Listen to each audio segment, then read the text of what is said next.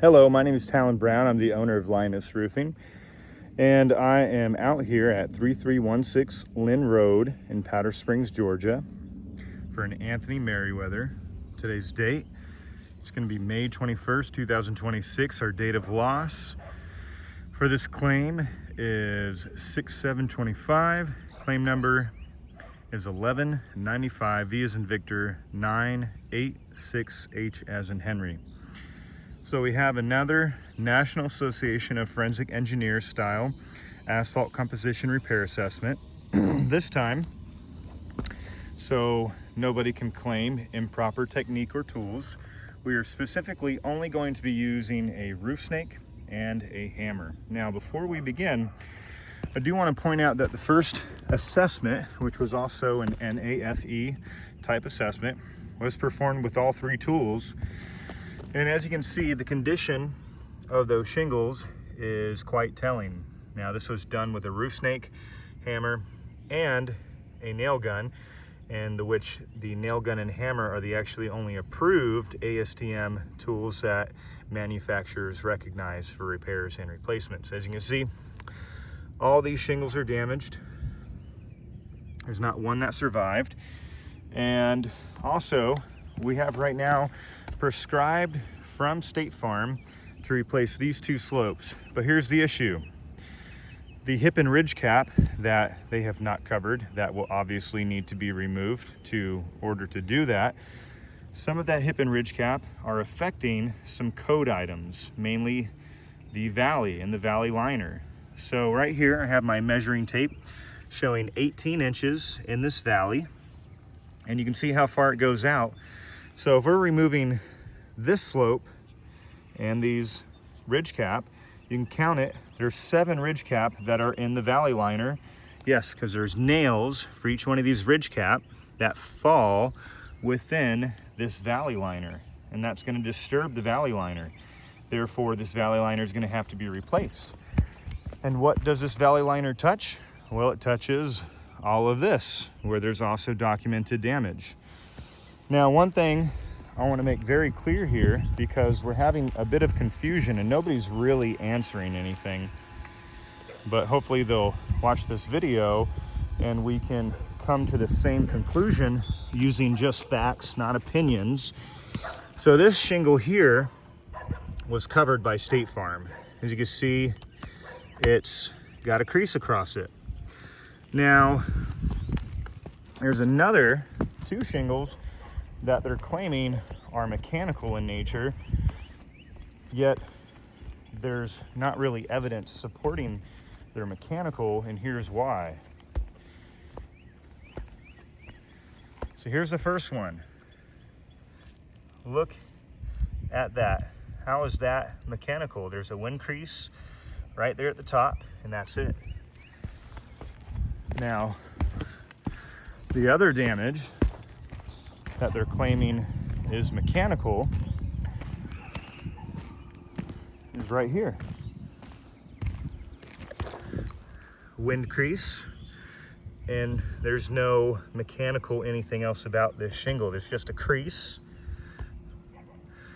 and that's it. I'll show you the mechanical damage that I actually pointed out.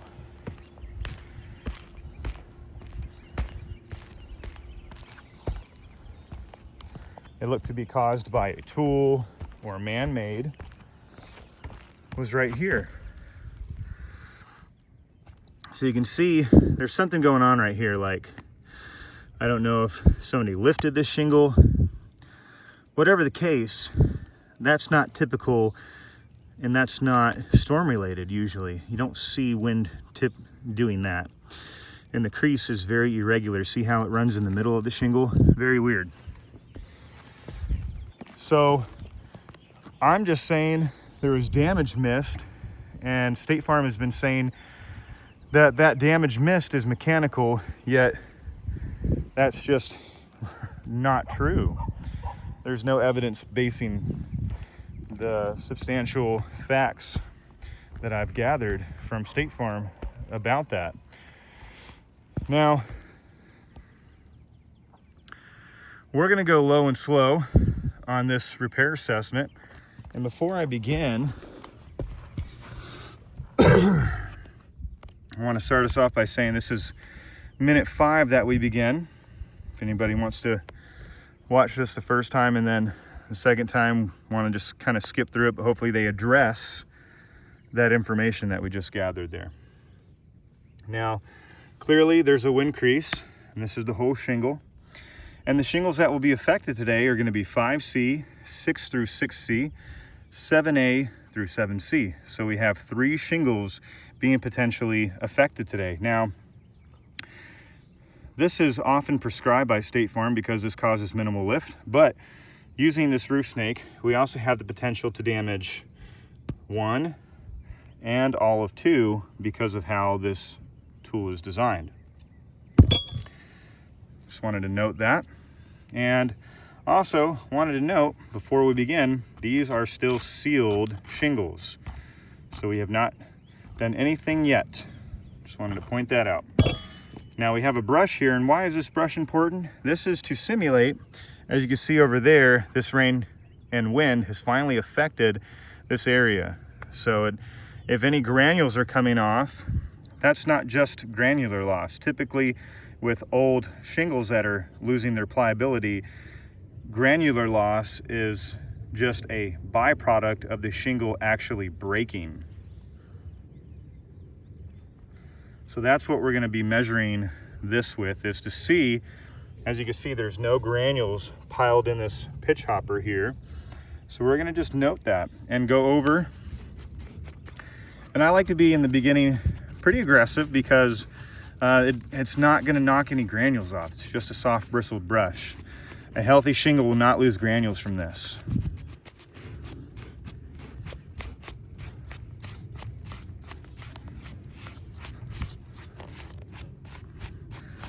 There, now we have it cleaned, and as you can see, there's no granules that have fallen off. Now we have a control here that we're going to do the same thing to.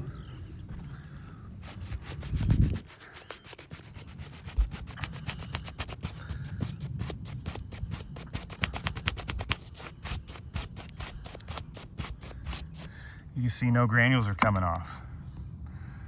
So that's important to note. Now that we've gotten that out of the way, I'm going to set up and we're going to begin. There's one more thing that I'll go over at the end, and that's about the similar match issue. We're not really having a similar match to this shingle, whether it be gray or black. There's nothing that really matches this. So let's begin. I'm going to get down low so I can try to really take my time. I'm going to get in a position that'll help me be comfortable. And we're just going to go nice and slow.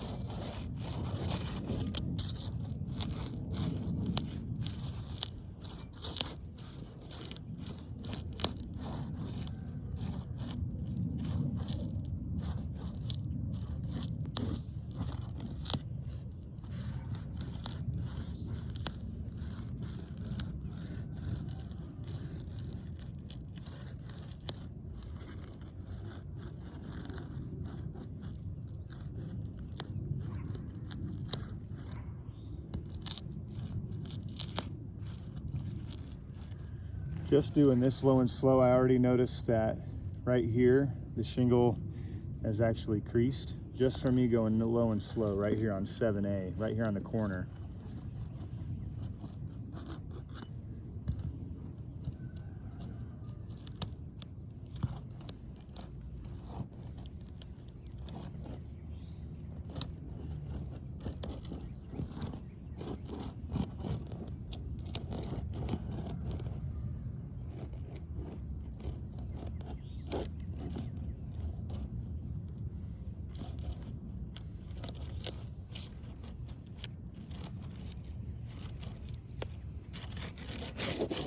Okay, so now every seal has been released. Now we're going to find these nails, and we're going to do this extra slow and careful.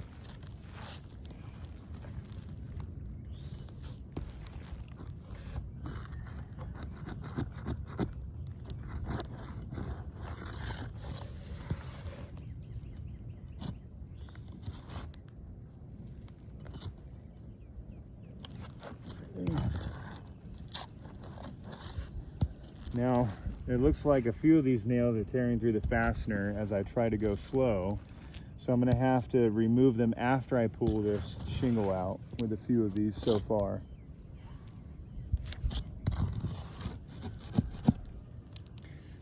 But the goal is just to get a little leverage underneath that nail, lift it, then come from the top and remove it the rest of the way.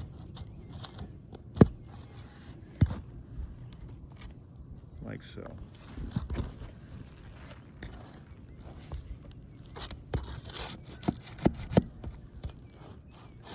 Okay, that one also tore through.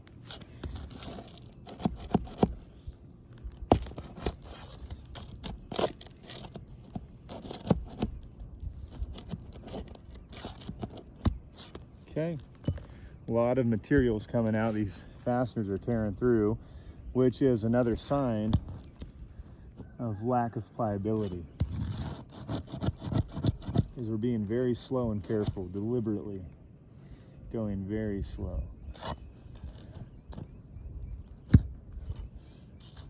And you can see, even going low and slow, look at all the chunks of material that are coming out with this nail.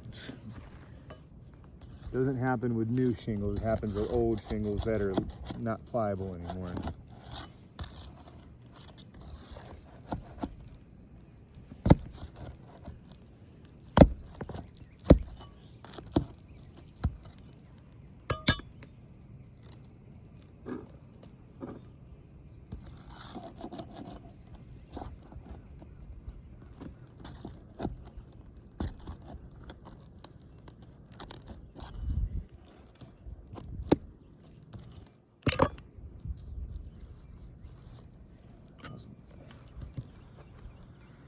Okay.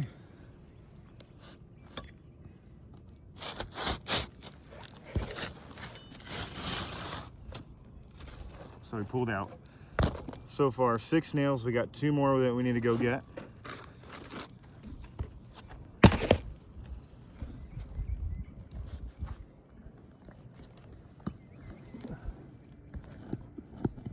One.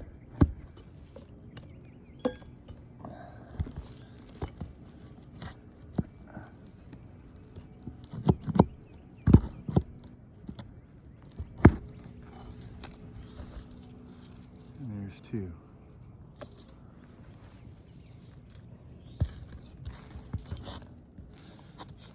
So 1, 2, 3, 4, 5, 6, 7. There's 1 more that we're missing.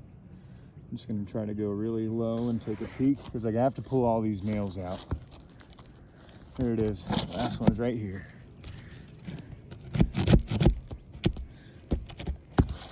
Okay, that's 8.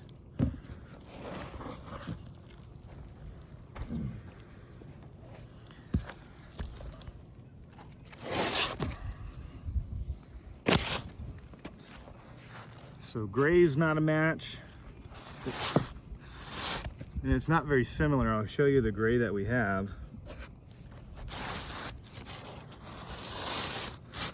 And black's not doing us any favors either.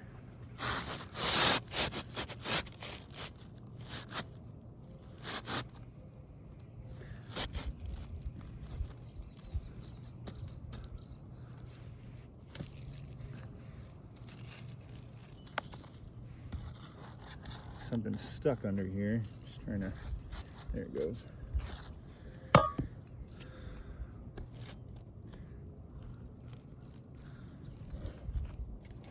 All right, so we're gonna use these bright orange nails. I'm gonna really show through, and we're only gonna use our roof snake and hammer. Again, we're gonna go really slow, take our time. Now we can't use the existing nail hole, but we can go right next to it.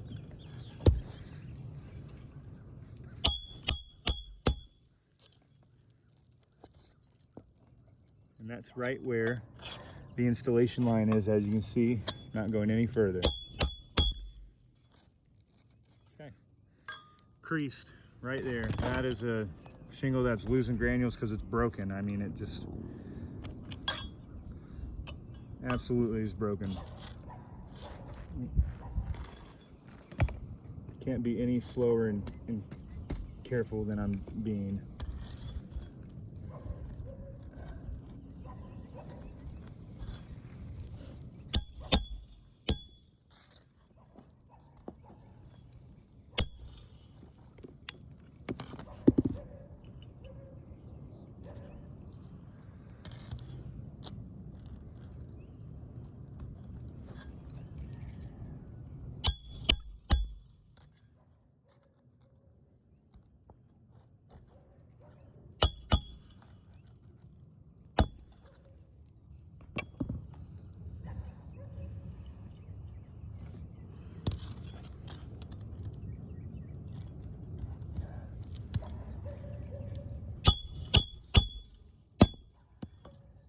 Okay, that one's got a little cricket on us. Something I don't like about the roof snake. Sometimes it does that to nails. So it's not perfectly parallel to the plane.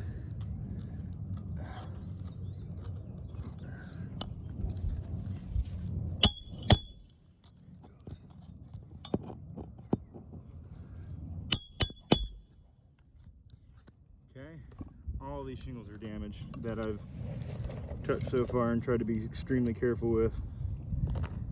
Just point that out there.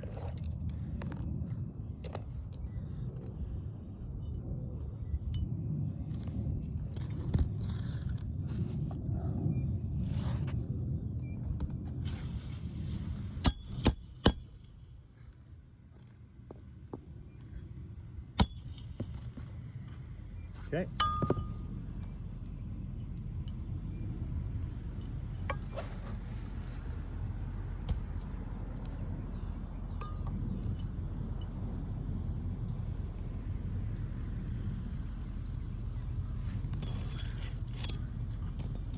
You gotta get it all the way up to this nail line right here. That's where the manufacturer wants the nails.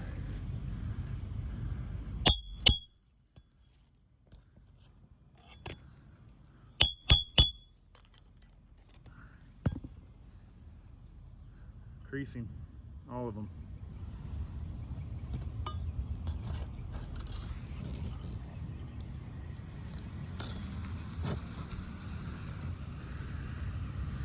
See all the granules coming off.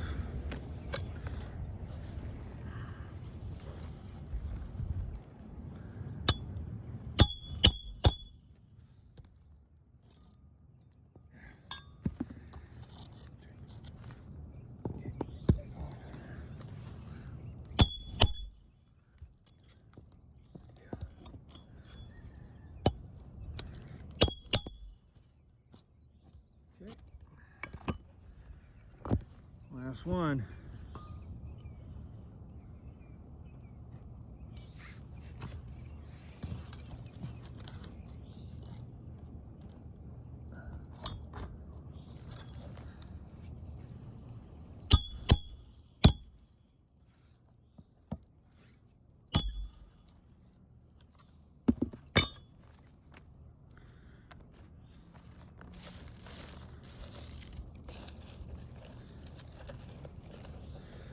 All right, so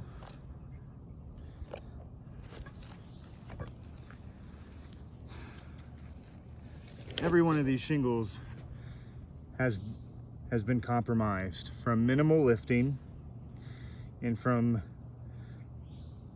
removing the shingle was the time I first noticed the compromised nature of the shingles, with them breaking, the torn through nails, even if we were going low and slow. Now let's measure again now on all these shingles that I I absolutely know are creased and damaged, because I could feel them break and see the fracture lines starting to appear. We're also going to note that this roof snake absolutely pulverizes granules wherever it's used.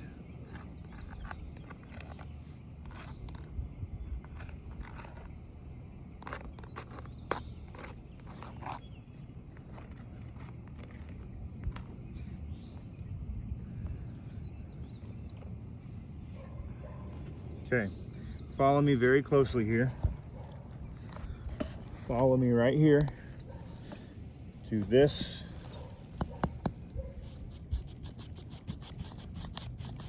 You see, there's no granules coming off, okay? Because it's a healthy shingle, it's not broken.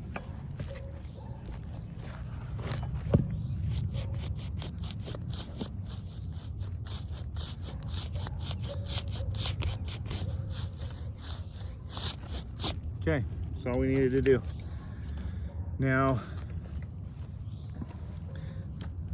this is a hard color to see damage in, but it's here, and I have proof because I have before and after photos now.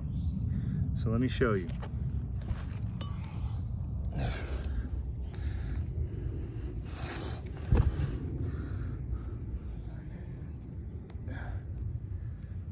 Okay, so these shingles had no damage whatsoever. All the granules were intact. Just look at this right here. This is where the crease starts on this one. And it's gonna go all the way through. And as it ages, within just a few months, like the one over there, it's going to be very clearly damaged. Today, I used minimal force, and I lifted it only high enough for the roof snake to do its work. As you can see, the roof snake causes damage, these pulverized granules. And another thing, just wanted to show you guys, look where my nails are. They're right where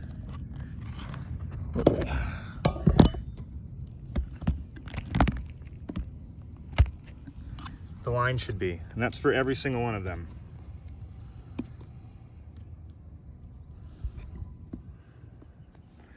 Sorry, my tripod is having a moment. But all these are damaged. There's creasing starting right here, and it's moving all the way through the shingle. Same thing right here. Right here, going all the way through. This was not here before. Just because it's subtle doesn't mean it's not actually broken. These shingles are broken now. Now luckily I've taken 3 angle photos of everything, so we'll be able to see the minute differences that clearly show that these shingles are losing their ability to shed water. They are compromised. They cannot shed water the same anymore after this attempt. Every time we do individual shingle replacement, we're going to be losing. And look at all the granules that have been falling. Because the shingles, look at my pitch hopper, all the bits and pieces all over it. Underneath it, you see all those bits of debris? That's all from the shingle. That's normal shingles don't do that. That's a clear sign that this roof is not repairable. Now it's not dramatic because this isn't like a 20-year-old roof. This is an 11-year-old 20-year 3-tab. It is not pliable. It's brittle.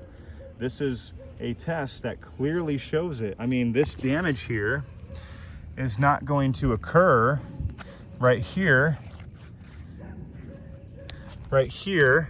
all the way through, right here. It's not going to occur if it's in healthy shingle. Healthy shingles don't do that. And then just remember, this is what it's going to turn into over time.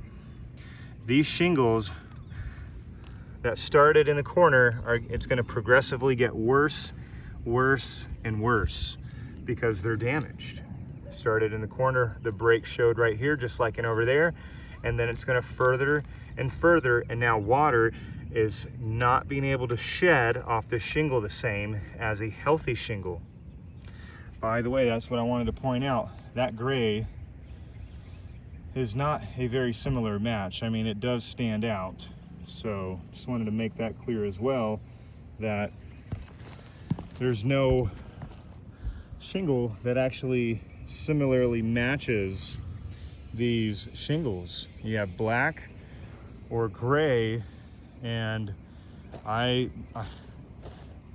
look at the backside, you know, repairing that with a gray shingle.